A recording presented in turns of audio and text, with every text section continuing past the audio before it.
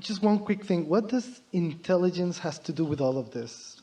I've been wondering about the role of intelligence in the decisions that we make. Because I get it that alignment trumps everything.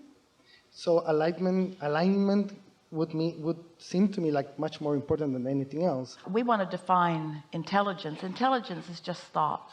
And what humans want to call being really intelligent, what they really mean is having thoughts that they're not contradicting so much, so they don't feel so much confusion around it. Intelligence, from our definition, is thought that has so little resistance that the momentum of it is really increasing, and there's so much power in it. Humans mean lots of things by it. Humans are usually just wanting to compare themselves to each other, and usually in the comparison they lose their connection, and they're not that intelligent. And how do you stop from comparing yourself to others? Well, comparison, we're not wanting you to get rid of comparison, because in sifting and sorting, in order to know what you don't want and know what you do want, there has to be some comparison. There have to be choices. We want the choice to be dissatisfied, satisfied. We want that to be your dominant choice. But there's so much to choose from. We just want you to choose what you do want, rather than putting the emphasis on the choices that you don't make. It's like going to a buffet. If you go to a buffet, there's one on this ship, go to it, and there's all this to choose from. You wouldn't say, ooh, I don't like that and I don't like that, and then try to get with others to get a petition together to have that removed. I don't like it. Well, don't put it on your plate. But it might get on my plate. Someone might accidentally get some of it on my plate.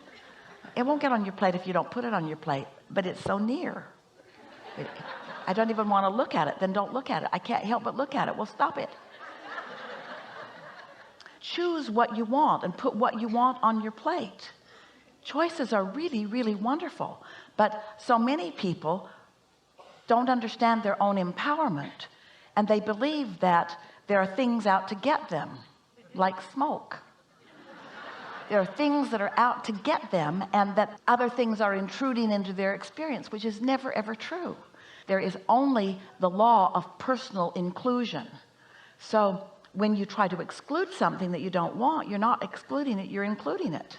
And that's what makes you misunderstand. That's what makes you think that things can get into your experience, because things keep getting into your experience that you do not want. So you assume there must be some assertion, and somebody else must be asserting things into your experience, because I wouldn't have chosen what I didn't want, but I've sure got what I didn't want.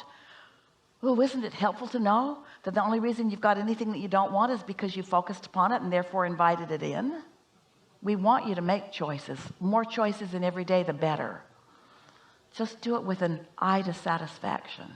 That's the peace that you're looking for. Don't try to push anything away. It won't go away. Nothing ever goes away that you try to push away. It just stands stronger and gives you more reason to push against it, which you do. And the more you push against it, the more pervasive it is.